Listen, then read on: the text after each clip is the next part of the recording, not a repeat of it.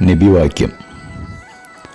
ലോകസൃഷ്ടാവായ ദൈവം പറയുകയാണ്, കാലത്തെ ചീത്ത പറഞ്ഞുകൊണ്ട് മനുഷ്യൻ എന്നെ ബുദ്ധിമുട്ടിക്കുന്നു. ഞാൻ കാലമാണ്, എൻ്റെ നിയന്ത്രണത്തിലാണ് എല്ലാ കാര്യങ്ങളും. രാപ്പകലുകളെ മാറ്റിമറിക്കുന്നവനും ഞാൻ തന്നെയാണ്.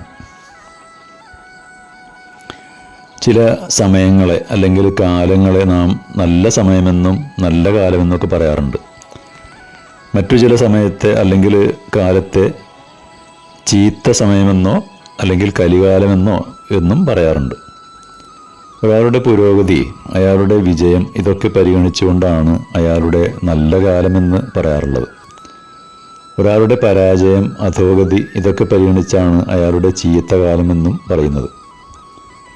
ദുഃഖവും പ്രയാസവും പരാജയവും ഉണ്ടാകുന്ന സന്ദർഭങ്ങളിൽ സമയത്തെ അല്ലെങ്കിൽ കാലത്തെ പഴിക്കുന്നവരുണ്ട്, ശപിക്കുന്നവരുണ്ട്.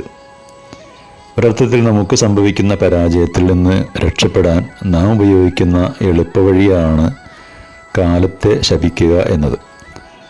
വളരെ സാവകാശം, അവധാനതയോടുകൂടി ആലോചിച്ചാൽ നമുക്ക് ബോധ്യപ്പെടും, കുഴപ്പമുള്ളത് സമയത്തിനല്ല, കാലത്തിനല്ല. വല്ല കുഴപ്പമുണ്ടെങ്കിൽ അത് നമുക്ക് തന്നെയാണ്. നമ്മുടെ ആസൂത്രണത്തിൻ്റെയും മുന്നൊരുക്കത്തിൻ്റെയും അതുപോലെ തന്നെ ജാഗ്രതയുടെയും കുറവാണ്. വിജയം പരാജയം എന്നൊക്കെ പറയുന്നത് പുറമേക്ക് കാണുന്നത് പോലെ തന്നെ ആയിക്കൊള്ളണമെന്നില്ല. പ്രത്യക്ഷത്തിൽ നാം പരാജയമായി കാണുന്നത് ഒരുപക്ഷെ ഭാവിയിൽ വിജയമായേക്കാം. അതേപോലെ പ്രത്യക്ഷത്തിൽ വിജയമായി കാണുന്നത് ഭാവിയിൽ പരാജയമായും ഭവിച്ചേക്കാം.